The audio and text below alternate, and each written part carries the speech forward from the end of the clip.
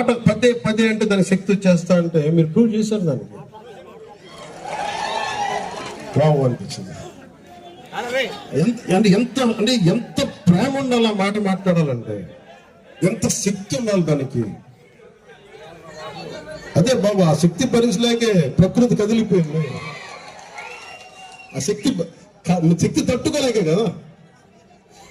మరి నాకు భయం వేస్తుంది ఇప్పుడు నాకు మీరు వల్ల. ఎందుకంటే నేను ఏదో నాకు ఎవరుంటారు, ఆరాధ్య దైవాలు ఎవరుంటారు? పొట్టి శ్రీరాములు ఉంటారు, ఒక నాని పాల్కీ వాళ్ళు ఉంటారు, ఒక మనకి అంబేద్కర్, బాబాసాహెబ్ అంబేద్కర్ గారు ఉంటారు. ఇలాంటి మహానుభావులు ఉండి నాకేముంటది? వీళ్ళు పదవులు లేకపోయినా దేశం కోసం పనిచేశారు కదా. నేను ఆ కోవకు చెందితే మీరేమంటారు? అలా అంతా కుదరదు, నువ్వేం చేసుకొని మాటకి ఇలా ఉండాలి. కానీ నాకు భయం వేసేది. ఇప్పుడు నన్ను చేశారు మీరు, రామకోట్లా చేశారు మీరు, సీఎం కోటి చేశారు మీరు, డిప్యూటీ సీఎం కోటి అయిపోయింది. భయం వేస్తారు నాకు.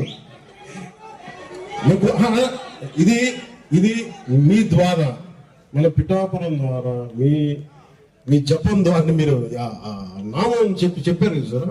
ఎందుకు చెప్తున్నానంటే, మీరు కనుక మీ మనస్సులో అందరూ ఈ దేశం బాగుండాలి, ఈ నేల బాగుండాలి అని మీరు కోరుకుంటే జరిగిపోదు. అంటే నాకు ఎలాంటి అంటే, నాకు కృష్ణుడు చెప్పినట్టుగా అక్కడ గురి పెట్టి కొట్టేడు కొడేస్తారు. మీరు ఎలా ఉండాలంటే మీరు శ్రీకృష్ణుడిలా ఉండాలి. మీరు ఒకటే చెప్పండి, పిఠాపురం అద్భుతంగా ఉండాలి, చేసేస్తాం. ఆంధ్రప్రదేశ్ వెనక్కి తిరిగి చూడకూడదు, అప్పులను తీర్చేస్తాం. భారతదేశంలోనే అత్యధికమైన గొప్ప రాష్ట్రంగా ఉండాలి, రాజ్యంగా ఉండాలి, చేసేస్తాం. ఈ రోజున 21 మంది పార్లమెంటు సభ్యులతోటి ఎన్డీఏకి వెన్నుదన్నుగా నిలబడ్డాం. అలాంటిది ప్రపంచానికి వెన్నుదన్నులాగా నిలబడగలిగే శక్తి కూడా అది మనం సాధించగలం భవిష్యత్తులో. ఏం లేదు, మనం అనుకుంటే జరిగిపోద్ది. కాకపోతే దానికి చాలా ధర్మబద్ధంగా ఉండాలి ఆ కోరిక.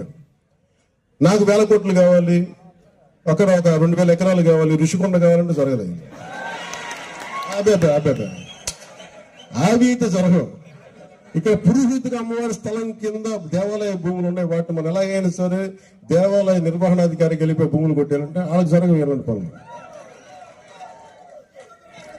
నువ్వు ధర్మాన్ని రక్షించే పనికి పూనుకుంటే అప్పుడు ఏమీ జరుగుతుంది. అదే దానికి కూడా చాలా నలిగిపోవాలి, చాలా నలిగిపోవాలి. నేనేమనుకున్నానంటే, నేను నలిగిపోతాను, నా తర్వాత ఇంకొకళ్ళు ఎప్పుడుకో జరుగుద్దులే అనుకున్నాను. కానీ మార్పు ఇక్కడే మొదలు పెట్టాలనుకున్నాను. నేను అనుకున్నాను, మీరు చేశారు. ఈరోజు నేను ఒకటే అనుకుంటున్నా,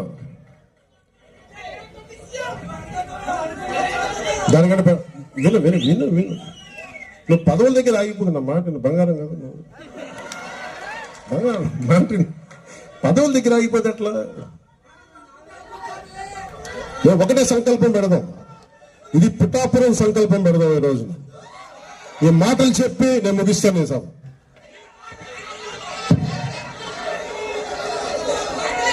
ప్రకృతి మాట మనకి శాసనం, ధర్మం మనకి శాసనం. నేను ఒకటే కోరుకోండి, ఈ రోజున మనం సంకల్పిద్దాం. ఎలాంటి సంకల్పం అంటే వజ్ర సంకల్పం. అది ఎలాంటి సంకల్పం అంటే, పురోహితిగా అమ్మవారు, కుక్కుటేశ్వర స్వామి, శ్రీపాద శ్రీవల్లభుడు, ఇంకొక మూలకెళ్తే బంగారు పాపమ్మ, ఇంకొక చోటకి వెళ్తే, ఇంకో పక్కకి వెళ్తే ఆంధ్ర బాప్టిస్ట్ చర్చ్, అన్ని సకల మతాలు, సకల దేవతలు అందరూ వెలిసిన ప్రాంతం ఇది. ఈ ప్రాంతం నుంచి నేను సంకల్పిస్తున్నాను, మనకి పిఠాపురం ప్రపంచానికే మార్పు ఇక్కడి నుంచి మొదలవ్వాలి. ఎలాంటి మార్పు అంటే అది భారతదేశం అగ్రగామిగా ఉండాలి, విశ్వగురువుగా ఉండాలి. అరబిందో కోరుకున్నారు ఇది. ఒక రోజున భారతదేశం ప్రపంచానికి విశ్వగురువు అవుతుంది అని ఆయన కోరుకున్నారు. ఆయన సంకల్పించాడు, మన సంకల్పం కాదు. ఈ రోజు నేను ఆయన సంకల్పాన్ని మీ ముందు ఉంచుతున్నాను.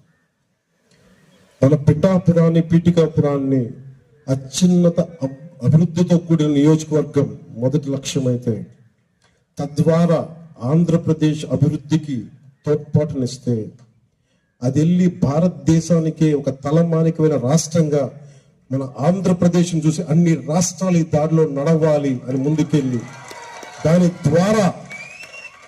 ద్వారా భారతదేశం అంటే తలెత్తి చూసుకునేలాగా ఒక 5 సంవత్సరాలు కాదు 10 సంవత్సరాలు ఎప్పటికీ ఏదైతే ఈ దేశ ధర్మం ఉందో అది ప్రపంచానికి చాటి చెప్పేలా, భారతదేశం శక్తి సంపన్నతని ప్రపంచానికి తెలియచేసేలా,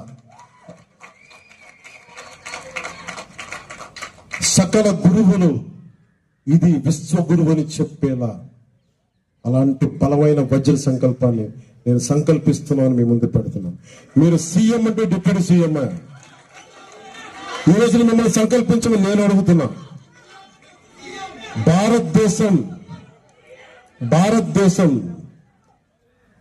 భారతదేశం అగ్రగామి దేశంగా ఉండాలి. అది అయితే మనం అన్ని అయిపోతాం. దాన్ని పెట్టు, ఆకాశానికి పెట్టు, నక్షత్రాలకి పెట్టు, అంతేగాని చిన్న చిన్న పోస్టుల దగ్గరికి నేను పెట్టను. నేను ఈ రోజున కనీసం డిప్యూటీ సీఎం అయ్యానంటే నేను భారతదేశం కదిలిపోవాలి, జనసేన పార్టీ పెడతాను అనుకున్న పార్టీ పెట్టినప్పుడు అంత సంకల్పించాను నేను. నా సంకల్పానికి మీరు అందరూ తోడయ్యారు. ఈ రోజున ఇంతమంది తోడయ్యారు. అది మీరు చేశారు. అది నా శక్తి కాదు. అది చినుకు కలిస్తేనే గాలి వాడది. అందుకని మనకి మోదీ గారు పవన్ కళ్యాణ్ ఇది కాదు, ఆయనకి అది పవనం కాదు, అది తుఫాన్ అని ఎందుకు అన్నారంటే నా గురించి అన్నా, నీ గురించి అన్నారన్నమాట. చాలా మందికి తెలియదు.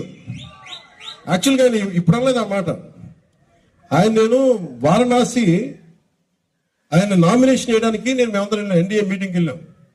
వెళ్తే అందరూ నా ఎన్డీఏ పార్ట్నర్స్ అందరూ కూర్చున్నప్పుడు ఆయన అన్నారు, పవన్ యా ఆంధీ అన్నారు. ఆయన నాకేమనిపించింది, ఏం అర్థం చేసుకోవాలి ఈ మాటకి అంటే, నువ్వు అంటే మనకు కూర్చోబెట్టి ఒక అర్థాలు